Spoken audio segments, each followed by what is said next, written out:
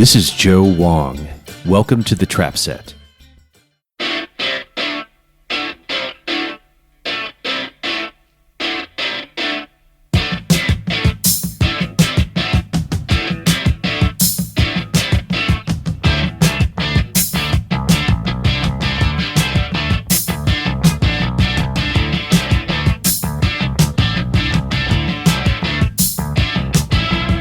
Today's guest is Gang of Four drummer Hugo Burnham.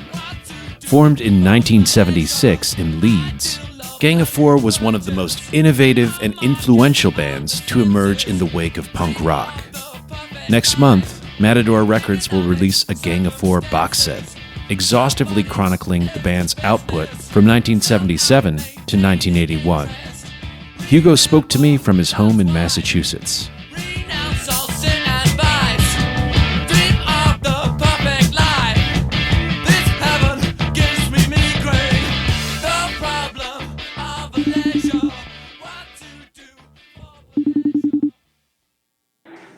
Hello, Joe. Hi, Hugo. How are you? I am old and tired.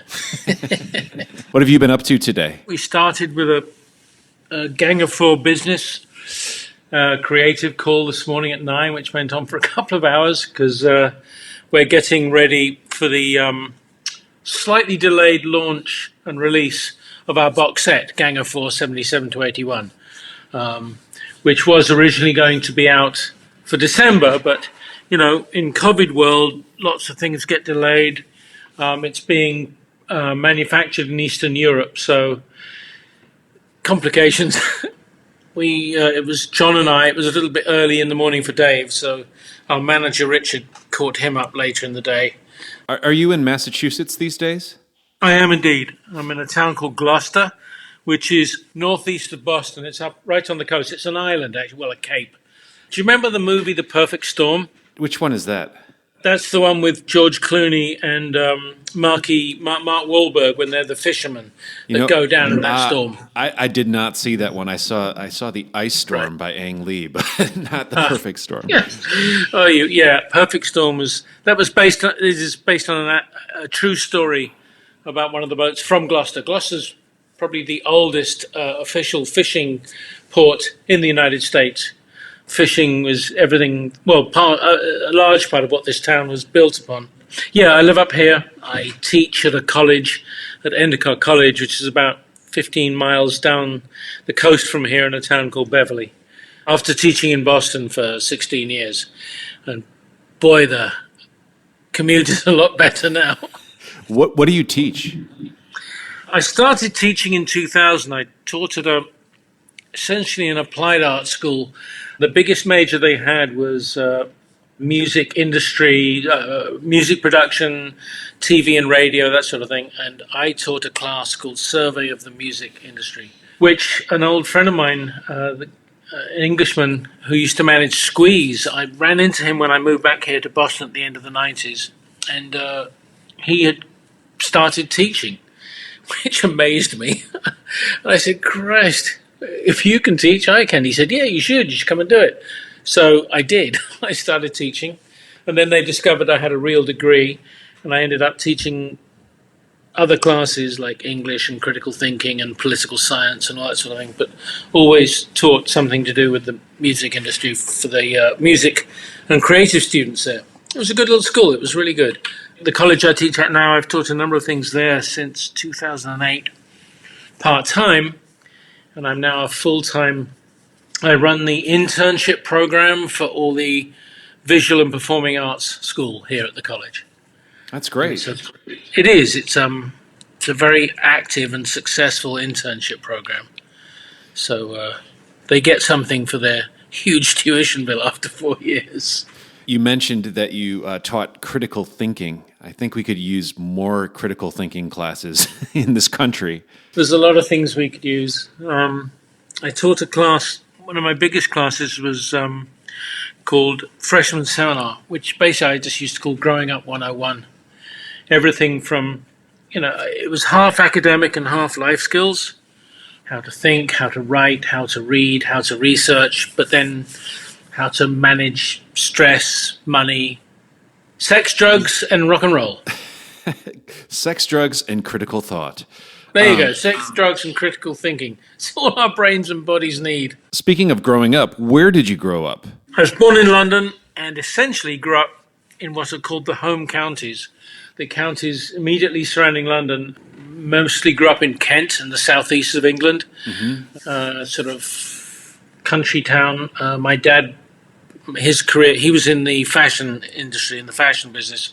So he worked in London, so we were always there a lot of the time. But I grew up in a town not very far, actually, from this town that John King and Andy Gill and most of the Mekons grew up in and went to school in. Our paths never crossed, although I did visit their school quite often, playing rugby or cricket or throwing things and jumping over things, but I certainly never met any of them doing that. You mentioned your father was in the fashion business. What was his job title? He was managing director of essentially a not made to measure, ready to wear women's clothing.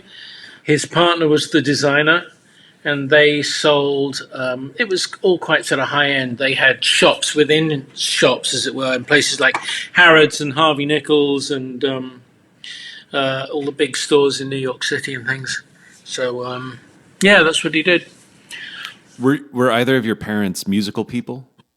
No, they weren't. They didn't play instruments. I think the first record player, other than an old wind-up thing that was there when we were 4 or 5, playing old sort of weird music, was my brother and I used to go to a school that we had, Saturday school. We came home halfway for lunch, and there was a record player sitting in the dining room. We were like, "What's that?" My dad said, I bought myself a record player. And I bought myself a record, a single. And it was Honky Tonk Women by the Stones. And we were like, "Oh, God." And he said, "Yes, well, it's mine. But could you keep it in your room, please?" Because, we always used to watch, as a family, watch Top of the Pops together, which was the English version of, I guess... American Bandstand or something. Yeah, Bandstand, yeah. Weekly chart show. So, we were always very at it and involved, but that was the first record player, and then we sort of it went mad from there, really. Did that music resonate with you right away, the Stones? Oh, God, yeah, absolutely.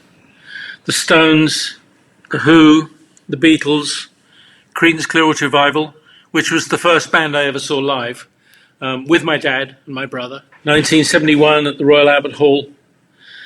And the second gig I saw was probably 8 months later, the same band at the same venue, but I was allowed to go on my own. Wow. Well, You'll be happy to know you're joining the ranks of Doug Cosmo Clifford of Creedence Clearwater Revival as a guest on this show. Oh, wonderful. Oh, he was on a couple months ago. When I got my first drum kit, I set it up when I got it home in a sort of shed just behind the house.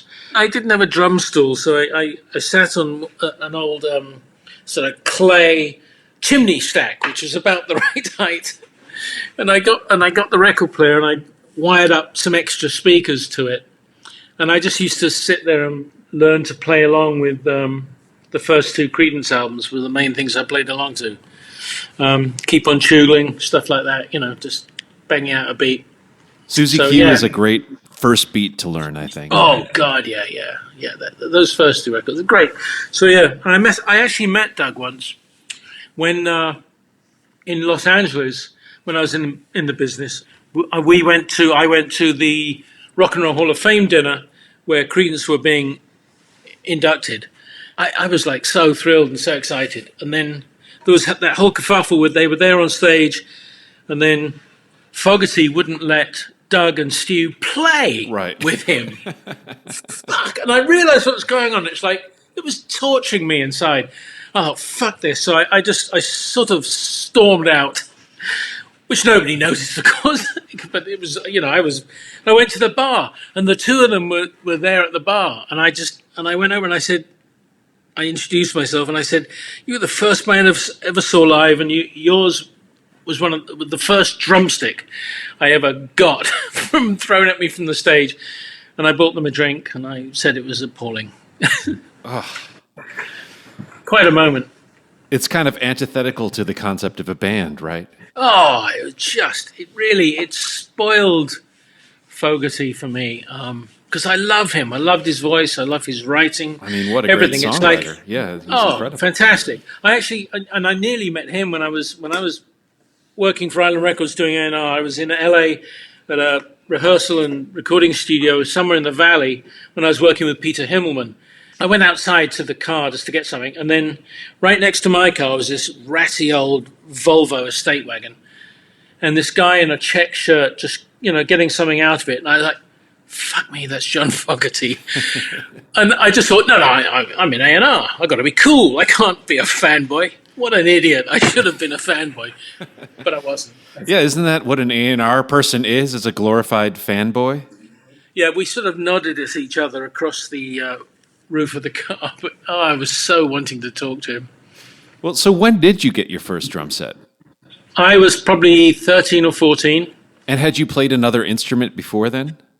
I played a snare drum in my prep school orchestra when I was 9, 10 or 11 or something. And after that, that was it. And then growing up, whenever my brother and I, whenever we were given money for Christmas or birthdays, if it was more than 5 shillings, it had to go into a savings account, which enraged us at the time. But by the time I hit 13 or whatever it was, and I really wanted to buy a drum set, because I used to go up to London on the train and just hang out and go around all the music stores, and all that sort of thing. And I think it was Chaz Foots. Yes, I did a show there once. Oh, you did? Right. Yeah. Either that or Bob Henritt's store. I can't remember which one, but it was, where I'm talking about. Well, Foots is in Fitzrovia now, but I think it was in a different location back then. Charing Cross Road. Yeah. They were all around that sort of Tottenham Court Road, Charing Cross Road area. And I was up, hanging out with my dad, and his office was in Maddox Street, about a mile away, just around the corner from Apple, actually, on Savile Row. There's another good story there. And there was this a red Olympic kit. And it just, I don't know, it sang to me. And I sort of went back to to the showroom. I said, Dad, I know I've got £70 in my savings account, and there's a drum kit for £70. I think it was £75 or something. Or maybe it was, whatever. I said, please, can I buy this drum kit? And he did his sort of thing, sort of raising one eyebrow and said, show me. So he came with me, we went there, and it was like, the guys there were very good. Another teenage boy wanting a drum kit with his dad checking it out. And I didn't have quite enough money for it, but Dad made up the difference. And then we drove them home. And that's when I set it all up. Yeah, Had you played a drum set at all before then? No, not at all. And did you know any musicians, any professional musicians that you could look to? Absolutely not. God, no. I just went with, I knew how it should look just from watching telly and stuff like that, and I tooled around on kits in the music stores, but not for very long. Oi, you! Shut up! Get off! Stop playing! You going to buy that, Sonny? Fuck off! Did it make sense? Did it make intuitive sense to you right away? Yeah, it did. It was great. It was really good fun. I loved it. Can you remember? Yeah, can you remember how it felt in your body when you first got that Olympic kit set up and played it? Yes. I don't know. It just felt like, okay, this is it. I can do this, I think. And there was actually another boy at school who was a year older than me. He used to play the church organ as well, but he had a drum kit, and he was playing about a year before I was. And he used to show me a couple of riffs. So yeah, I did have that before I got my own kit. Just how to keep a basic beat and then do a little sort of semi-paradiddle. I just used to copy that. So I used to practice. And then we had a school band. The guitar player was Jay Stapley, who was actually rather successful session musician and teacher in England. Played mostly with Mike Oldfield, but he was the school guitar player. And by that point, I was heavily into David Bowie. So So this was Woody Woodmansey era, David. Yeah, absolutely. So, I put my rack toms as high as they would go, and I took all the bit and I sprayed them all silver. Yeah, and took off the bottom heads because, yeah, so that's what I would play in my school band. But then when I turned 17, 16 and a half, whatever, when I went into the senior part of the school to do what were called my A levels, right, which were the 2 years of exams you study for to go into university, I thought, I've really got to concentrate on school, and I sold them. Because at that point in your life, what did you envision yourself doing in the future? If you were to sell the drums, was that kind of your way? I had no idea. I thought, well, you follow the path, you go to university. And then when it got to it, about the school, all right, we had this meeting, right, all going to decide where you're going to go to university and what you're going to do. I don't know what it was. It was suddenly, the rock and roll animal. I just said, well, and I put my hand up in the meeting. I said, well, what about if you don't want to go to university? And I mean, you could hear jaws dropping all over the room. And I actually, although I'd taken a rather specific entrance exam to go to Oxford University, I did this a year earlier than normal because my politics and economics teacher thought I had a shot. But I was a bit of what they call a jock here. I loved playing rugby and I was rather good at it. I thought I'd do that there. And then I thought, fuck this, I'm going to join the Royal Navy because I thought that'd be good to travel. I was in a Navy family. My dad had been in the Navy, that sort of thing. So I went to officer. I applied for officer. I can't remember if this is before or after I failed to get into drama school. That's right. I studied to get into drama school, failed the audition, thought, fuck this, I'm going to join the Navy. Officer training, and I went through all the initial tests, and then they sent me a train ticket to go down to Southampton for a long week of sort of boot camp, I guess it was called, or the equivalent of. And then I realised that was the weekend I had tickets with my brother Jolyon to go and see the sensational Alex Harvey band at the Palladium in London. So I sent the train ticket back to the Navy and said, I think I've changed my mind. So anyway, I graduated high school, and didn't have any plans. So I stuck around for a while, working, and then I really had to get away. So I ended up, by default rather than by design, going to Leeds University. And that's where it all sort of started. How would you describe the environment at Leeds? I guess this would have been the mid-'70s that you went there. Yeah, 74, 75. Well, other than a couple of trips up north to Manchester with my dad when he was, doing his sales thing, it was a whole different world north of Watford Gap, which was the first stop up the M1 going north from London. It's the equivalent of the Mason-Dixon line in England. It was fantastic, exciting, completely different. People talked differently. First time I got on a bus, and the bus conductor said, "All right, love." He said, "Oh, he's calling me love. What the fuck?" It's sort of London boy. It was all a bit different, but it was gorgeous, fun, exciting, lots of things going on. I went steamed in, playing rugby, doing acting. And after 6 weeks, I completely stopped the sports thing because it just wasn't my culture anymore. And I just thought, standing around whenever they weren't training, you stand around on a table with your trousers around your ankles, singing songs, getting drunk. I thought, I'm never going to meet girls like this. Well, it seems like especially at that time, there was more of a delineation between jocks and bohemians, whereas now everybody can kind of mix it up. Yeah. Oh, yeah. It was, not unlike the class system in England was very much more defined then. But I was doing a lot of theatre and started hanging out with all the fine arts students because, again, it was like short hair, straight trousers. And I mean, this was odd at the time. Short hair, straight trousers, men dancing together, going to, reggae. And it's just like, yeah, this is good. So I fell in with them, and that was predominantly the fine arts crowd, out of which grew Gang of Four, Mekons, etc. Yeah, I read that you co-founded a group called the Impact Theater Impact Cooperative. Theatre, yes, I did, with a guy called Pete Brooks, and a couple of other people, because we'd done a couple of really good shows, interesting shows, and won an award from the Royal Shakespeare Company to go and start our own company. So, when I graduated, I was torn between the two, but I went off to the Edinburgh Festival with the company to do our shows without it, because I was worried that, if I left, if I went with the band instead, they'd probably fall apart. I mean, not because it was all about me, but you know. And when I came back, I went back to the band because I just thought I can be an actor when I'm 50, but I can only do this music thing really when I'm young. And I don't know, it just felt right. It was too exciting to walk away from.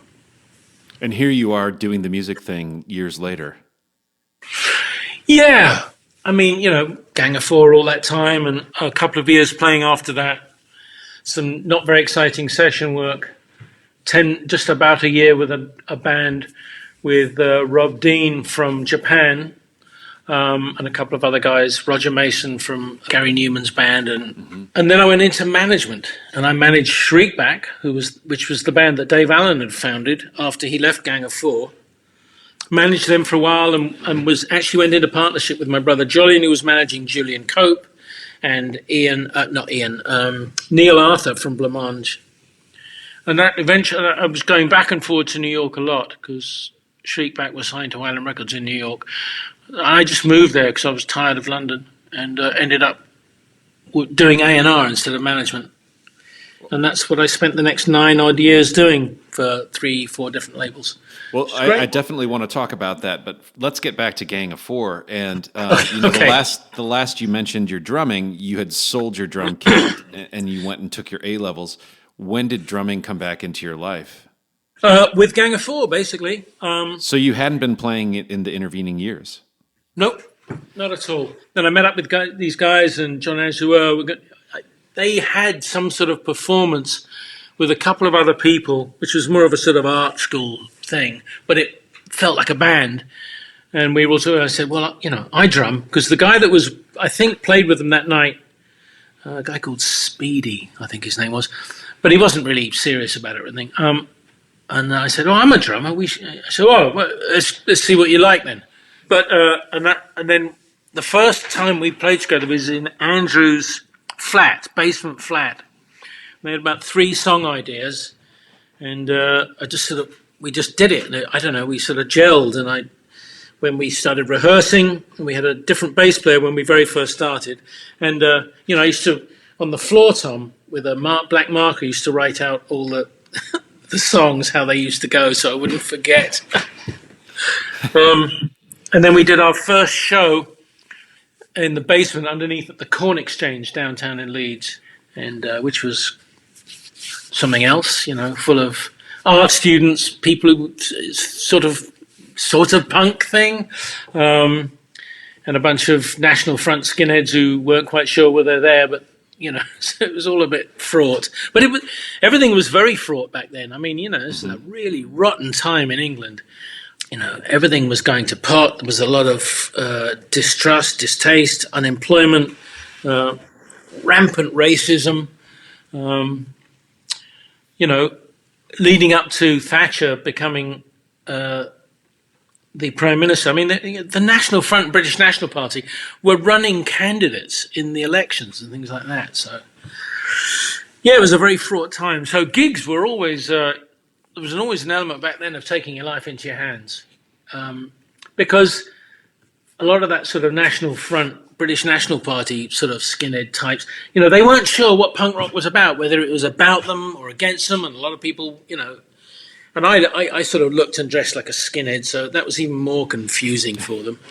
Well, you mentioned that during this time the class system was a bit more codified, or a bit more obvious anyway. Well, so, yeah, obvious and codified. I mean, in Leeds, we were students and we were from the south. It was like fucking students.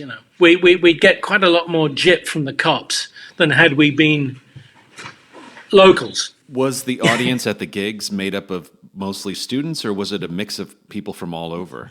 or It was a mix, but a heavy number of students, because that was a big part of the city community. There was not just the university, there was the Polytechnic as well, which was just down the road from there, which was fantastic. I mean, great people. That's where we all saw the Sex Pistols the first time, and Talking Heads and Ramones. And out of the Poly came Fad Gadget, Frank Tovey, Soft Cell, Mark Almond. Mark and I used to do drag shows together, actually. Well, we did one or two. We were in a thing together, part of a theatre production where we did the whole cabaret thing. So, yeah. Would it be fair to say that your drumming style developed around the band itself? Yes, because we had a common core of influences that made it easy to to really investigate better the whole less is more thing. We were talking about this, John and I, earlier today with somebody. One of the great things, you take Free, right, which is a massive, huge influence on all four of us growing up. I mean, that was a band I saw live too. There was so much space, right? And then you go and look at dub reggae, or just reggae generally, but specifically dub reggae. It's all about the space. It's all about what you don't play. It's all about not having loads of fills. It was the antithesis of that. So that was really good and interesting, and leaving spaces as a drummer, as a band. It was about sort of four different voices, musical voices. It wasn't like, okay, I'm just keeping the beat and playing along and Dave's just behind the guitar. It very much went back and forward. For not even lead voices, but there was no lead. There were no solos. The only solos we did, which was really dub reggae. It's like everyone else has stopped playing. You just keep going. I mean, Damaged Goods right there, Would you say that your background in theater had any effect on your kind of overall aesthetic that then bled over into your approach to music? In approach to performance, yes. I think that the four of us, but certainly with John and Andrew being fine art students, we're very aware of how we are, how we present, how we look. I mean, we are performing, right? There was a whole sort of punk aesthetic or whatever it was that, there's no difference between the audience and who's on stage. And it's like, that's bollocks. There absolutely is. You're on stage. Whether or not the audience are coming up and down or whatever, it's like, there is a difference, You want to be, it's a show. You want to be well lit. You want to be engaging. However you do it. And we used to have a lot of debates, let's call them debates, about, okay, much of it was instinctual, the way everyone moved on stage, the way I used to sit and sit up and, very conscious of the performance part of it. And I think that's very important. We weren't just there playing and grinning. That was not very interesting. That death stare that Andy used to give everybody, and the sort of sudden movements across the stage between him and John and Dave, and banging into each other and stuff. I mean, I remember in '81 the tour where Dave sadly left us halfway through. Well, no, in the middle of the tour, and we were like, oh my God. We were in New York. We had West Coast shows to do. Poor old Dave was not well, and he headed back to England. And we had 3 days to decide what we were going to do. And a number of bass players were contacted or contacted us in New York, and they couldn't do it, or, oh no, it's too much. Oh, what, 2 days? That'd be ridiculous. And I was saying, Jaco Pastorius, 2 days to learn that. We hooked up with Buster Jones, who'd been with Talking Heads and Sparks and people like that. Fucking genius, man. He just came along to the rehearsal, and before he got there, we met with him and his manager. We had supper that night. We gave him the songs on a Walkman. And he said, okay, I'll be there at 10, we'll get going. And when we left, Andrew said, if he doesn't get the first 2 songs in a couple of hours, I'm walking. So Buster came to SIR and he had 4 songs in an hour. And we couldn't believe it. It was so good. So anyway, we got all that. Then we flew the next day to Seattle, and we played the Showbox. And again, it was very sort of tense. The place was packed. I think it was 3 swimmers opening for us. And we started, and then the first song went great. The crowd was going mad, and then John and Andrew were like, okay. And they started doing their zooming around the stage and banging into each other. And Buster's at the back, and he looks at them, and he turns around to me and says, "What the fuck are they doing?" I said, "Everything you've got to start doing." I just said, "Go on, go on." And, I mean, he jumped in feet first. But people are giving their money and time and love and energy. You got to do more than just stand there playing songs. So, yeah, it is performance. And I think whether it's acting on stage or film, John and Andrew are very involved in the Film Society. We all knew, we were all very aware of that side of what we were doing. So the band gave a lot of conscious consideration to the way it presented itself. What about the music? Is that something that you talked about a lot, or did it just naturally come into play? I mean, things came naturally, but we worked and worked and worked on them. A lot of stuff, dropped by the by, or songs started as one thing and morphed into something else, which you will be exposed to if and when you get yourself the box set that Matador are putting out. In the whole thing, there's a cassette, C90 cassette of a whole load of old demos from the Leeds days, and then some demos from getting ready to do Solid Gold at Abbey Road. And there are songs there, once you start listening, you say, oh, that must have turned into such and such. So, yeah, we talked about it, we fought about it, we pushed each other a lot on all those early songs. A couple of them just came bang. It's like, oh my God. I think Not Great Men came to us. We were rehearsing at some hippie farm rehearsal place in Wales before we started recording Entertainment. And Not Great Man came in a day. I think it was Not Great Men. And then To Hell with Poverty. That came really quickly. It just fell together. And I still think that's one of the greatest recordings we ever did. You mentioned that you didn't see your role as strictly that of a timekeeper within the context of Gang of Four. Would you say that you were all kind of equal creative partners in the concept and the songwriting? Yes, but not all 25% all the time. A lot of the conceptual drive was John and Andrew. They were art students.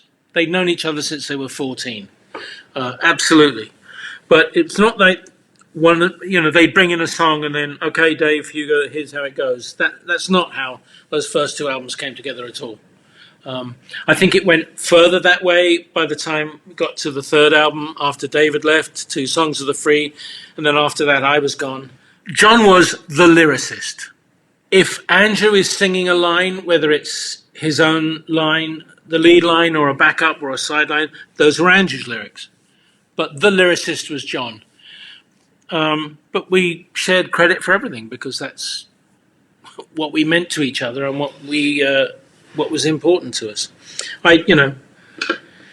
We argued about a few lines here and there. The only lyric I really wrote was It's Her Factory, which I ran through with John anyway because I just trusted and loved his input and judgment on stuff. So yeah, John and Andrew, again, principally John, was the creative force for all the artwork, which was all ours. So the band formed in 76, and then by 79 you released Entertainment, I believe on EMI, correct? It was on EMI for the rest of the world territory, which is everything except the US and Canada, North America, basically. It came out in October, late September. We'd just come back from America, our first tour here, which we went on self-financed. We didn't have a record deal, but ended up with that basically put us into the deal. We eventually signed very early 1980 with Warner Brothers. Jerry Wexler basically signed us, which was That was pretty fucking awesome. Were you a fan of all of his work? Oh, everything he did. Yeah, absolutely. Even before I knew it. So yeah, he signed the B-52s, he signed us. And, he was engaged with us, he wasn't just a whale, he actually was engaged. It was his son who brought us to his attention, and then he just went with the flow and pulled us in big time. Set us up with the producer for Solid Gold, Jimmy Douglas, because he'd worked with him, had a family relationship, and Jimmy Douglas had just come off producing Slave.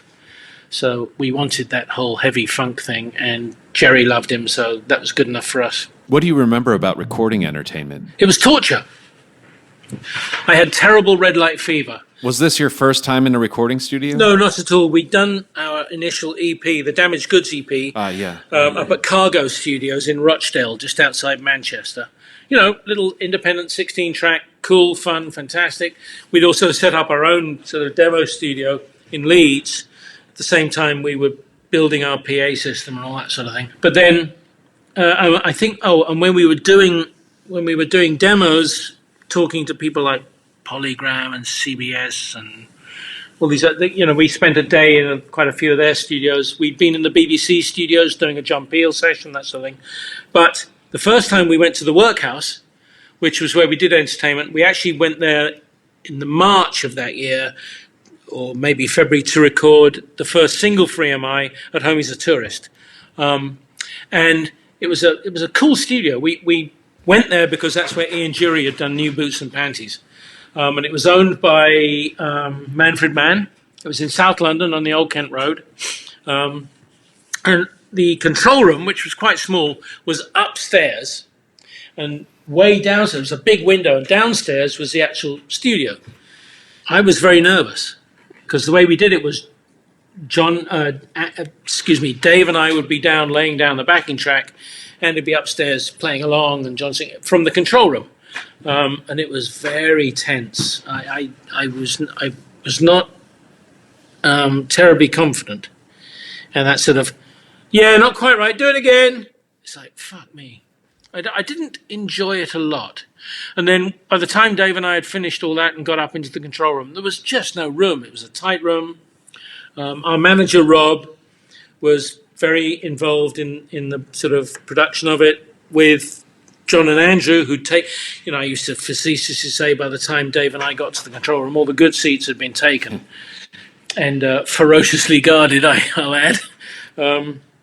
So it was tough. It was tough.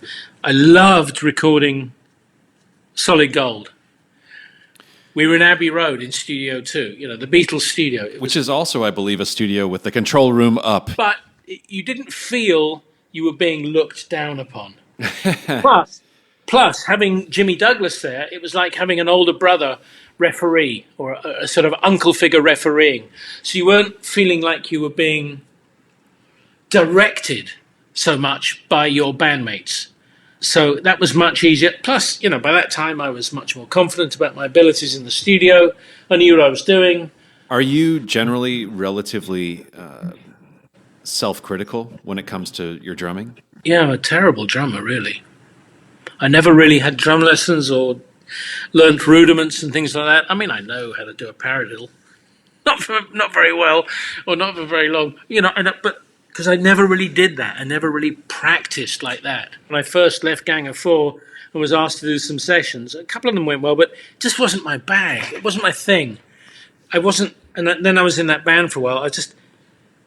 I'd been terribly spoiled by being in Gang of Four because I was working with people. We worked together so well.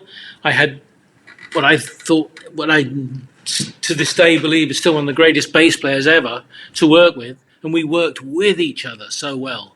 So lucky. So it's very difficult to match that. Right, and your style was developed, to coincide with that bass player. Yeah, I was not a session player. I could not turn up and say, okay, do this, we want that. It's like, fuck. I've got into little contretemps with somebody when I said I was the best Gang of Four drummer in the world. Oh God, I'm gonna get if when this comes out, I'm gonna get another screaming Facebook message. But I may not have been the best, the most adept drummer who played with Gang of Four, but I was absolutely the best Gang of Four drummer. So after you left the band the first time, you mentioned that you did some sessions, but what was the reason for leaving? We just had fought too much about things. We'd gone through bad management. Management got in the middle of, a new manager who wasn't the manager I wanted when we were looking for new management at all. And I think, not unkind, again, this is an expression I've used over the years. John and Andrew at the time felt better as a duopoly rather than a triumvirate. Mm-hmm. John said, I just don't want to argue anymore. And it's like, okay, because I had been managing the band for about a year during all that Songs of the Free stuff before we ended up with this LA-based manager. So, I was taken out just by circumstance, thus taken out of the creative process more. I wasn't there during all the building up of the songs. And I was dealing with agents and other managers and road crew and promoters and things. And that created quite a lot of tension because it's like, well, what do you mean it takes 4, 5, 6 telephone calls to get that? It's like, oh, God, when you haven't done it, I think you have a less, and that's why I think in the early days, and I used to say this when I was doing management and when I was doing A&R, the more you do for yourselves, when's the right time to get a manager? When you're too fucking busy to be able to do it yourselves. Mm-hmm. Because if you hire people to do things for you, if you've done it yourself to a degree, you know what they have to deal with and you've got a better idea of how they're doing it for you. But complaining about phone bills and things like that, it was death by 787 cuts. If you become the de facto manager, that means that all of a sudden you're in this non-creative role and you can kind of become resentful. Yeah. I mean, I wasn't that resentful because, and also that album had got to the point by then with Songs of the Free. Again, Mike Howlett, who produced it, loved him. We had a really good time doing it. But his style of doing things was very, okay, now we're going to record the hi-hat track. Now we're going to record the bass track. And let's have a little bit of drum machine to keep it all going smoothly. It's just like, fuck me. It was not organic enough for my comfort as well. So, it was just, we'd spent many years living in and out of each other's pockets, bodies, asses, Yeah. I mean, and how many bands last very long anyway? And I think we were all also driven by, we'd had so much success, but so little success. So much success with everything except record sales. And I think that was also driving frustration between us all. Right. I mean, pretty much immediately you were critical darlings. Oh, yeah. But that didn't translate into being able to pay all the bills necessarily. No, not, yeah. And plus our being kicked off Top of the Pops when At Home as a Tourist was rising up the charts, that was a huge blow. It also really tainted the relationship between us and EMI because they were all gung-ho for it. And their promotions team were aghast. They couldn't believe we'd walked off the principal, biggest weekly TV show in the country. And so we walked off with our principles intact, but our bank account in ruins. But that's okay. And then, of course, the next time round, in the third album, when the single off Songs of the Free, I Love a Man in Uniform, it's like, again, everyone was sort of firing on all cylinders. It had, and they actually, EMI were getting excited. There was getting some radio play, and it's like, oh my God, we're going to do it. Margaret fucking Thatcher went to war with Argentina over the Malvinas, the Falkland Islands. And the BBC said, oh, we can't have songs about soldiers. So, Wow. Oh, yeah, absolutely. That's exactly. We cannot play this song anymore. If people are coming back in body bags, we can't have anyone singing about uniforms and love to see him shoot and stuff like that. So it's, yeah. The timing didn't really work for us very well there. Well, so how did that experience inform your approach as a manager? Well, I was working with a very tough bunch of people, big personalities. Barry Andrews from XTC, Dave Allen, obviously, who I had the last 6 years with or something, or 5 or 6 years with, working very closely with. I mean, it was great fun. I was managing and tour managing because I didn't want to miss the fun of being on the road. We were on the road a lot. It was intense. I learnt a lot quite quickly by, messing up. And I wasn't as aggressive as I could or should have been. I wanted everyone to be on the same page, everyone get paid the same. I wanted to get away from different silos and stratas. I thought everyone's putting the same into it. Everybody should be getting the same out of it. It's a bit old-fashioned, I know, but it's also the key for longevity as far as a band is. Well, I mean, oh God, absolutely. That, with any act, I mean, U2 have stayed together because they share their royalties. There's no way and that was another thing that started a bit of a schism by the time we got to the third album, that royalties were not being shared equally, if at all, and it's like suddenly. It's the old school thing of, well, I wrote the melody line and I wrote the lyric. Not that John or Andrew were saying that particularly, certainly not John. Therefore, and it's like, therefore bollocks. These songs don't exist in the ether, pun, right. And something brilliant that just by itself makes money. Right, and that model is, that comes from the time when songs existed on their own and then were pitched to various artists. Yeah, it was Tin Pan Alley, but or what it was called in New York.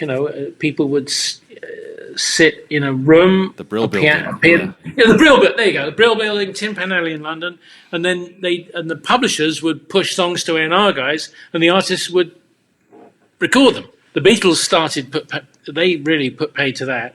But yeah, it's like right. And if you think of even if you split, I mean, I used to have quite heavy discussions either with artists I manage or certainly with A&R people. As an A&R person, you cannot, and I'm sure you've read as many biographies and autobiographies of bands and musicians as I have. It's like when someone else.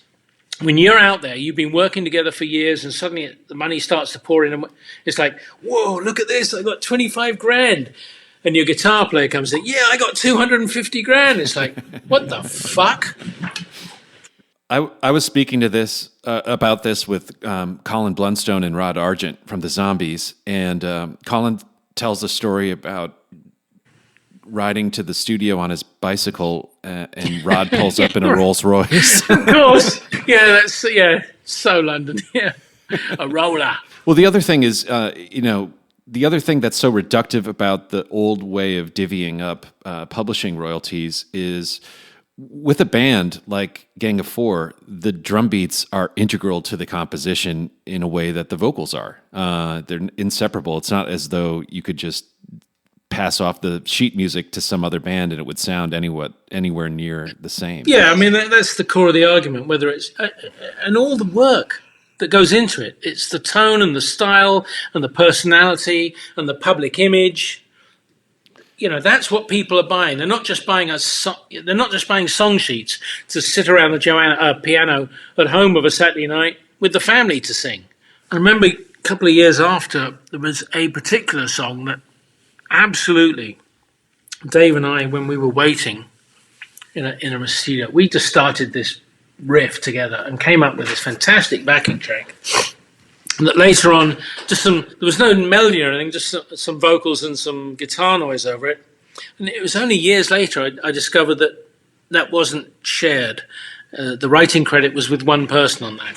That's always slightly galled, but it doesn't matter because that was so long ago. What we have now is something, notwithstanding Andy's sad departure, we have something that we are working together again on. Well, the last number of years, John and I have become very close, but particularly on working together on the box set. It is John's project, but I was his lieutenant in every single way, shape and form. We worked for hours going back and forth, choosing material to put on it, deciding what to do. But John is the artist. Fine artist. And it is a definitive scrapbook, both on paper, there's a 100-page book, the cassette, and 4 records, vinyl records, of 77 to 81, which was the peak of it all. It's the peak of Andrew's creative work. So it's definitely an honouring him and his best work. It was definitely part of why we did it. Although we'd started working on this some months before Andrew passed away. Mm. When you hear those recordings, how do you feel? Sometimes all I can hear are the bloody mistakes. Even now. Yeah. Or things like, oh God, no, that wasn't very smooth. But no, that's what makes great recordings. I mean, Christ, how many? If you're going to be, Charlie Watts is the greatest instinctive sort of whatever drummer that you can't really recreate all his fills and things. Same with Winston Grennan. When's he going to do that? When's he going to do that? Or it's a little bit of a sloppy fill that itself becomes an integral part of the beauty and joy of the song. Mm-hmm. So I get it for other people, but sometimes it grates me. That's comforting to know, actually. Yeah. Yeah, because it sounds so deliberate to my ear, Well, yeah. It is all terribly deliberate.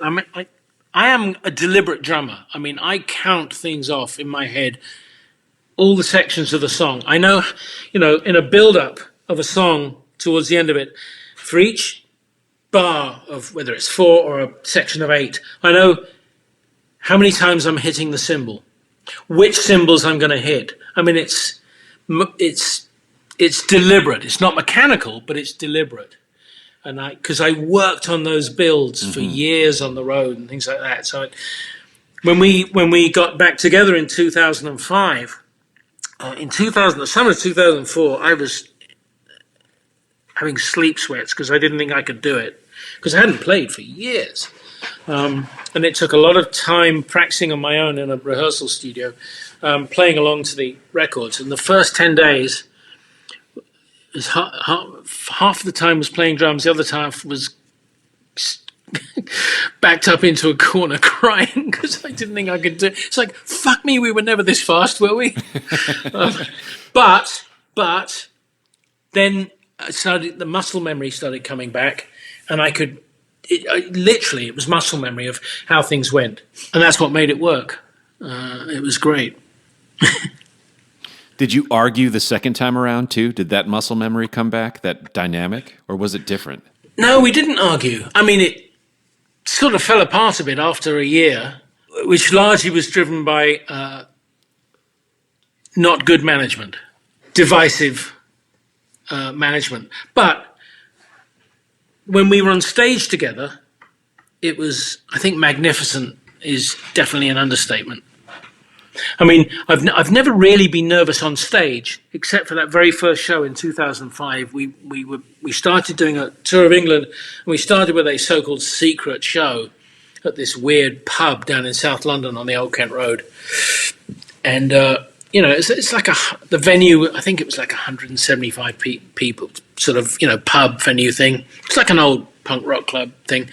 And by the time we got there for the show, there were people lined up 2 blocks around the bloody thing, and I think there were probably 300 people in there by the time we played. And I was so nervous. But halfway through the first song, and the sound wasn't great. It was sweating, and Dave, we were playing and playing, and Dave just looked around and looked at me and got my eye. We got each other's eye. He grinned at me, and then we just started laughing. It's just like, oh my God, it was like being lifted up. It's like I felt 23 again. It was like everything is right and good, and it's like, God, we're magnificent, we're young, and then of course I looked to the back of the room, and my 19-year-old nephew's giving me the hairy eyeball. It's like it pulled me down to earth quite quickly. But yeah, it really gelled on stage again quite wonderfully. So we were very lucky. But it wasn't so much arguing as pushing each other. Again, it's like, listen, we're not going on the reunion circuit just for the sake of it. We left behind a great legacy as a live act. We are not going to fuck this up. So we pushed each other hard on that. It's like, we may be 50 this time round, and you have to do it slightly differently, especially as a drummer. But it had to be as intense as it ever was and as focused. And it was. Yeah, and of course, by then, especially the early 2000s, there was an abundance of bands that had very obvious Gang of Four in oh yeah, God! If oh my God, if we had a penny for every act that was influenced or whose hit song was clearly yeah. Okay, so in the years between the first go round and the reunion, you worked as an A&R executive for Island Yep. and out here in Los Angeles for Quincy Jones's label Quest Records, right? Correct. And another couple. I was at EMI Music for a while as well, and a label called Imago Recording Company, created by Terry Ellis, who was one of the founders of Chrysalis Records, where I worked with a few acts, including Henry Rollins, people like that. It was a fun little label, but I was only there for 2 years before I went to Quest. What did you like about that career? Salary, not a regular paycheck, and the fact that I felt that I was lucky to be in a position where musicians, almost to a man, trusted me because they knew my history. It didn't make me better, it didn't make me a natural A&R guy, but it's like I could be in the studio and not be a dick, which is what, I think a lot of musicians felt that from their record company people. They knew I'd done it. That I'd been through those same fears, excitements, worries, creatively and performing as they had. So there was a shared experience, and I think that made me potentially a much better A&R man than I might otherwise have been. And it was fun. I traveled a lot. I got to see so many, it was seeing so many live acts. I signed some great acts, none of whom you'll ever have heard of, but we made great records. So you signed acts, and then you would help manage the project all the way through the completion of the album? Yeah, absolutely. And then, particularly when I was at Island, where I was also sort of artist development, working with younger, new managers, in terms of putting tours together, building relationships, So yeah, it was creative. Do you have a drum set at your house?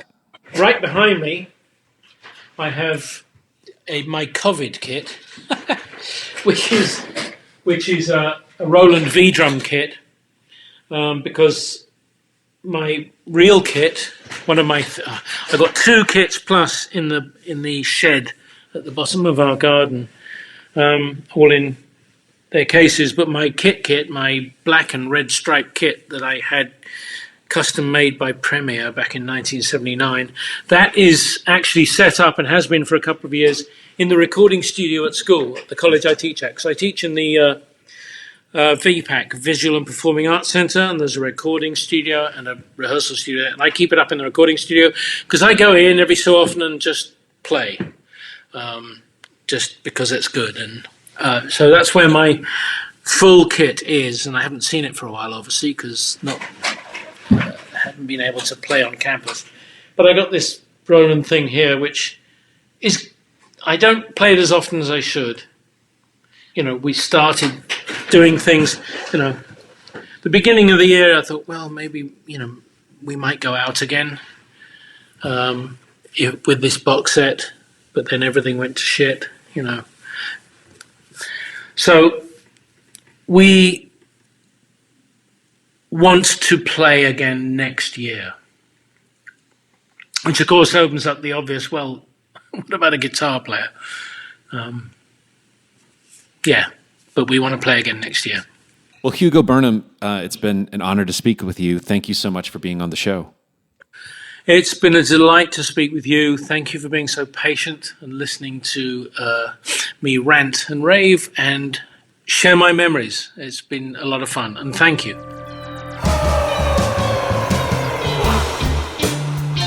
The Trap Set is produced by me, Joe Wong, along with Chris Karwowski, who also edits the program. Follow us on Twitter, Instagram, and Facebook at The Trap Set, and visit our website, thetrapset.net, to subscribe to our show for free. If you enjoyed what you heard today, please donate to our show. If you can't afford to donate, please tell a friend and give us a good rating on iTunes. Send your feedback and guest requests to thetrapset@gmail.com.